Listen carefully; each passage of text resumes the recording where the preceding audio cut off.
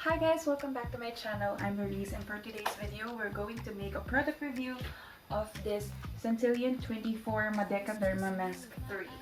So, if hindi niyo pa napapanood yung previous video ko, I made a review of Centellian Madeca Cream Season 2. I've used the 50 ml one and it lasted for 3 months. Wow! With it yung price. Kung nung una inisip ko na medyo mahal siya for cream, but it lasted for 3 months. So, dinivide ko. Worth it naman siya. And the effect is very good. Wow! So, kung makikita nyo, wala na yung breakout ko. I just have this one. This is patubo pa lang. Ew! So, ayun. And I'm loving Centella Asiatica. Centella. So, hindi pa ako nakaka-try nito. So, gagawin natin ito ng review ngayon. And, I'm loving Centella. Kaya, nagtatry din ako nitong Derma Asiatica 11 Toner, which is from New Line. I will also make a product review for this. And, hindi lang naman Centellian24 ang merong Centella. Meron din ang Purito. I've used their eye cream before, which is also made of Centella. And, alam ko meron din ang CosRx, which is yung Centella blemish cream nila. Pero hindi pa ako nakaka-research ng ibang Centella kasi okay na ako dito. So, will this act as my moisturizer? Actually, ito na nga lang din nagamit ko yung after washing, I use toner in this one. So, yun na yun. And it also acts as my sleeping mask too. Kasi moisturizing naman talaga siya. So, aside from giving a review or reviewing this Centellian24 Madeca Derma Mask 3, I will be providing information sa inyo about mask because this is one of the 10-step Korean skincare, or if you're doing general skincare routine, extra lang siya. Pero sasabihin ko din sa inyo yung different types ng mask. So if you haven't subscribed to my channel yet, click the subscribe button and hit the notification bell so you will be notified whenever I uploaded new videos. So yun guys, let's go!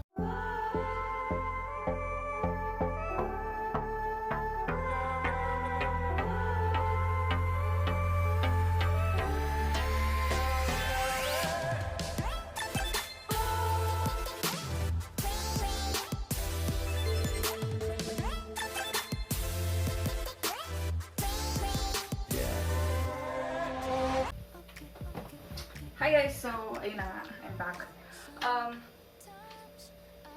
Kumuha na ako. Kinuha ko na to. Ito na yung gagamitin natin. Wow! Nilagay ko siya sa freezer. Kaya yung mapanood ko kay Raikon Tawi. Kasi sa kanya ko talaga nakilala yung Centellian24 and good talaga yung effect niya. Good thing lang na hindi ako nagkaroon ng purging or breakout 1 or 2 weeks after kung ginamit siya. So, yung iba, kung nagkaroon kayo ng breakout, it's normal for 1 to 2 weeks, pero maganda talaga kasi yung effect niya after. Pero kung nagtuloy-tuloy siya after 6 weeks, maybe you need to stop if you're using Madeca Derma. So, ayun. Kumuha na rin ako ng gatas. Gabi na kasi dito, so ayun. And it's weekend, so meron tayong time mag-pamper ng tayo. So, paano nga ba gumamit ng mask, guys? Gaya nung sinabi ko dun sa previews, sa other videos ko, kaya nung sa cleanser, ang una nyo dapat gawin ay to make sure na malinis yung kamay nyo before using any product and magbasa kayo ng instruction ng product na gagamitin nyo. Kasi iba-iba yan. So, ayun. So, kadaramihan sa mga ginagamit kong product is Korean. So, madami din akong mga bagay na hindi naiintindihan dito sa likod nila. So, I already researched about this. And usually for face mask, ang gagawin niyo naman is cleanse your face or clean your face with soap or yung ginagamit yung facial cleanser. Then use toner to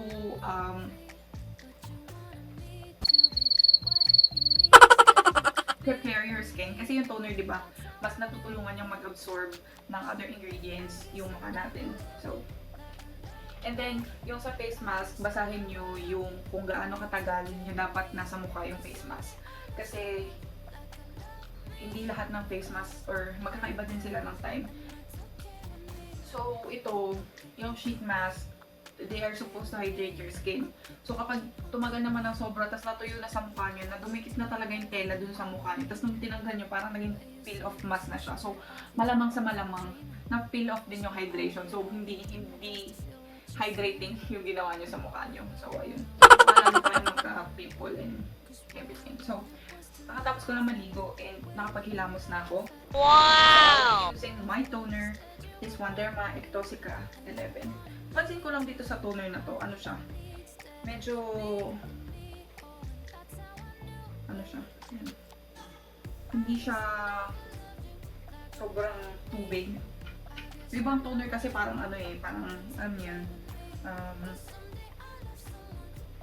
micellar water. Yung parang tubig talaga siya. Tapos ito hindi siya masyadong, ayun ang toner. Mga hindi sanay mag-toner, di wag kayo mag-toner. Kasi yung ingredients naman ito also has water glycerin and glycol, which helps yung pag-absorb na ng other ingredients. So, ayan na. So, ayan na nga guys, buksan na natin siya. So, ayun. Merong picture dito sa likod na 10 to 20 minutes lang siya. So, ayan.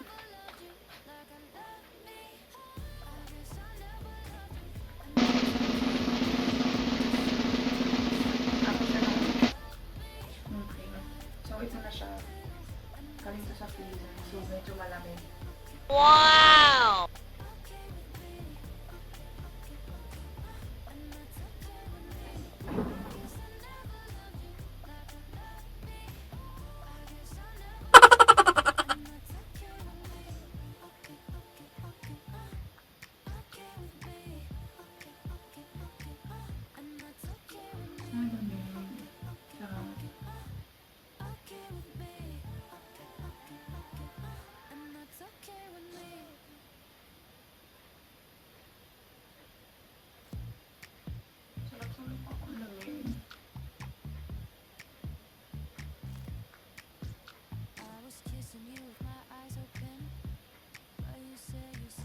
So, ganyan siya guys.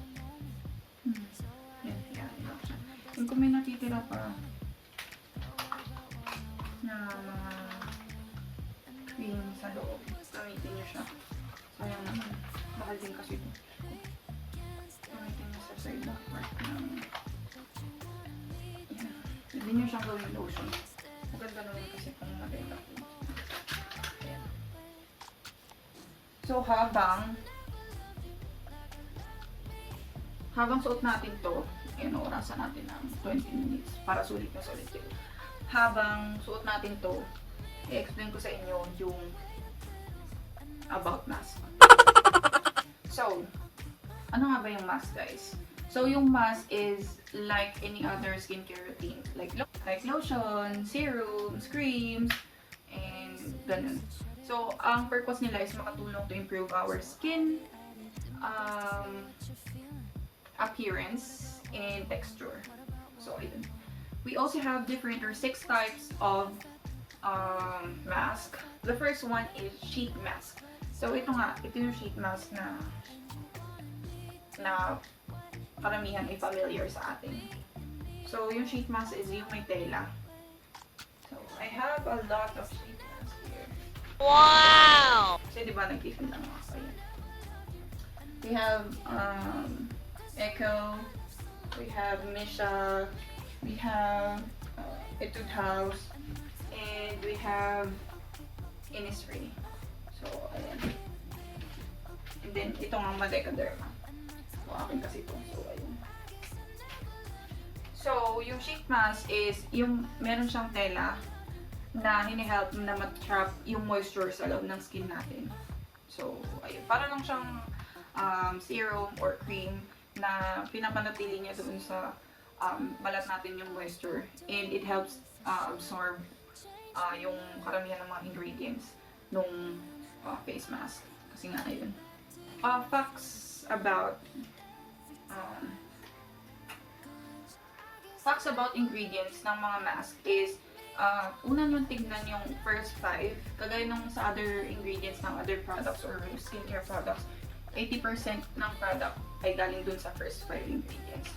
Na-absorb naman ng balat natin yung mga ingredients ng product, pero only few can penetrate deeper dun sa balat natin. So kaya mahalagang tingnan nyo yung first 5 kasi yun yung karamihan or concentrated ingredients ng mga mask. So ang kadalasang ingredient ng mga sheet mask is water, glycerin, and methylene glycol or glycol. So ayun.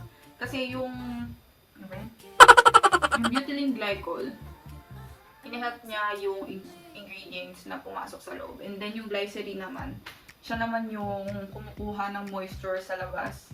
And then, ina-absorb, pinapapunta niya sa outer layer ng skin natin. Pero, hindi siya greasy kapag naano niya. So, yun yung kadalasang unang tatlo ng face mask. Yung watering, glycerin, and glycol. So, yun, kahit tingnan nyo dun sa mga ingredients dito.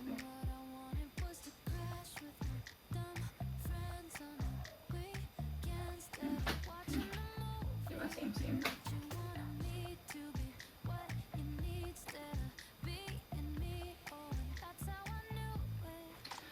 Another type of mask or face mask is yung sleeping mask. Yung sleeping mask is, ang main purpose niya is hydration. Kagaya nga nung nasabi ko sa mga ibang videos ko, yung skin natin ay kagaya ng ating organs na kapag gabi, nag-repair din sila. So, mas kailangan nila ng more hydration para hindi siya tuyot kapag pagising natin sa umaga. So, yung sleeping mask, karamihan ng ingredients nila is hydrating and usually, pwede ito sa lahat ng skin types. Pwede nyo siyang ipalit sa moisturizer nyo paggabi. Pwede hindi na kayo gumamit ng moisturizer kung magsi-sleeping mask naman kayo. And nakakatulong din siya, it's a good way of anti-aging kasi nga very hydrating yung mga sleeping mask.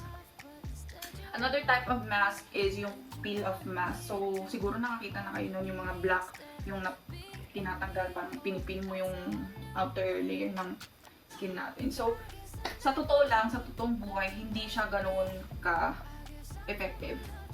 So, siguro, merong nasisiyahan na, uy, natanggal ko yung, nakikita mo yung, natanggal mo yung oils, yung mga blackheads, may nasisiyahan sa ganon. Kaso, ang problema lang sa peel-off mask, it just removes the outer layer or dead skins on the outside. So, hindi siya nakakapag-hydrate, hindi niya nasisip-sip yung mga impurities sa mismong loob ng pores. So, yung mga nakukuha lang niya is yung meron sa outer layer ng skin natin. So, kung gusto niyo ng mas effective na mask, huwag peel-off mask yung gamitin niyo. So, meron din tayong gel and cream mask. Ano lang siya? Parang moisturizer lang siya. Pero, it's also hydrating. And then, lightweight siya. And similar sa sheet mask. Yun nga lang, wala silang tela.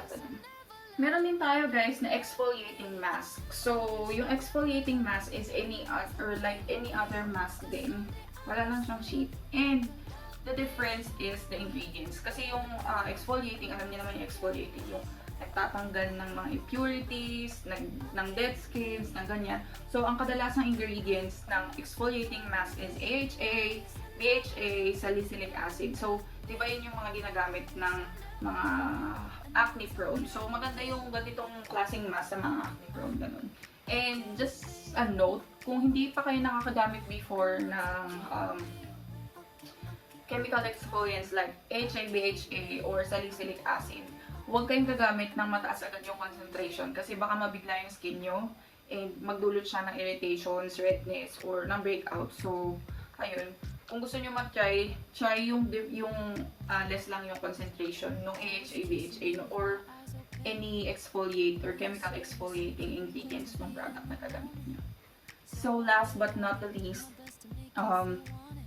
type of mask is the mud mask or clay mask. So there's a difference between mud mask and then clay mask. Yung mud mask kasi, it is composed of natural ingredients and then it's skin healing agent. So, nakakapag-heal siya ng balat natin. And concentrated talaga yung ingredients niya to natural ingredients. And then, it is water-based and very hydrating and it is compatible to any skin types. So, yung clay mask naman, we have 3 different clay masks. We have the green mask, the green clay, the white clay, and the bentonite mask. So, let's create another video for that. So, yung skin clay mask naman, or yung clay mask naman is skin drying agent. Kung yung mud mask is hydrating, ito naman clay mask is drying. Okay, so, mas preferred ito or mas compatible ito dun sa may mga oily skin and acne prone skin. So, yung mga clay mask, it helps detoxify and draw out impurities. So, sinisip-sip niya talaga yung impurities dun sa mga pores natin. And yun din yung main reason kung bakit most of the clay mask claims to minimize pores. Kasi kapag nasip-sip nila yung oils dun sa oil glands or dun sa pores natin, nagmumukhang maliit talaga yung pores natin. And then, yun din, sa clay mask, kailangan nyo din basahin yung instruction nun. Kasi binabalnawan yung clay mask. So, in general, yung clay mask, kapag medyo tuyo na siya or tuyo na talaga dun sa balat nyo, hugasan din na siya. Baka kasi magkaroon pa kayo ng breakout kapag ginawa nyo overnight or ganyan. So, ayun na nga guys, yun yung i-share ko information about masks. So, I'll create a different video for the types of clay mask. Kasi, so meron ako ditong clay mask. Itong Innisfree Super Volcanic Pore Clay Mask. So, ito, malamig naman siya sa balat. Ang problem ko lang is bumababa ko. Kasi maingay siguro or salita ko ng salita. So, meron na tayong gawin natin siyang 10 minutes.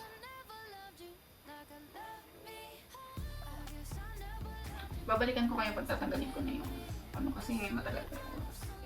One eternity later. So, ayun na nga guys, I'm back and it's time. So, tatanggalin na natin yung mask.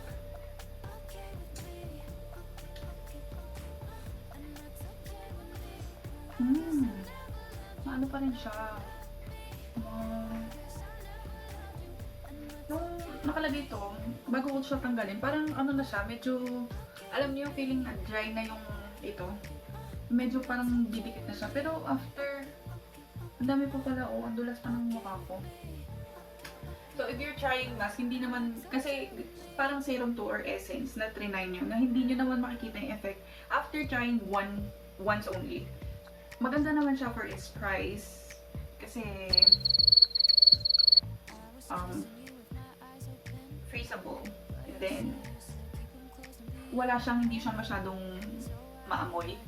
Ayoko din kasi ng mga products na maamoy. Hindi siya masyadong mabango, ganun. And, ayun nga. Siguro nga nagiging bias ako kasi maganda sa akin yung Centellian24 Madeca cream. Kaya, gusto ko din siyang i-try. Pero, ayun. Maganda siya, malamig siya sa mukha. Like in other, Pero, ayun nga. Siguro mas maganda talaga din talaga yung effect nito. So, ayun. So, it also claims na whitening and anti-wrinkle ito. Kagaya din nung Season 4 Madeca cream. Madami kasing extra claims yung, so, ayun. So, ayun. Ang dami niyang nasa mukha ko, parang essence siya. Kaya ba siya ng cream? Kasi nga, parang essence to na medyo watery siya kaysa dun sa cream. Yung cream kasi parang moisturizer talaga siya. And kahit konti lang ilagay mo all over the face na yun. So, sana natulungan ko kayo sa video na ito about mask. And if you have any comments here on Madeca Derma mask or the Madeca cream itself, the Centellian24, you can comment below. Kung may na-experience kayo na iba or kung anong good comments niyo about the Madeca Derma, pwede nyo i-comment sa baba. And then, ayun. If you have any products na you want me to review din, i-comment nyo lang din sa baba. Kasi meron na akong isang friend na nagre-request siya ng review ng isang serum. So, bibilin ko siya after kong mag-review ng product na to. Para kasi, mahirap din kasing mag-review ng basta isang linggo lang. Kailangan mo din kasi siyang bigyan ng time. Kasi yung ibang products talaga, binibigyan ng time. Yun, huwag nating minamadali yung mga bagay-bagay. Kasi pag minamadali, hindi magandang tinakalabasan, girl. So, yun. So, thank you again for watching my video. Sana natulungan ko kayo. And if you like this video, click the like button below. If you have any violent reactions, you can just comment down below. So, ayun. If you still haven't subscribed to my channel yet, click the subscribe button and hit the notification bell so that you can be notified whenever I upload new videos. So, bye guys, and thank you again.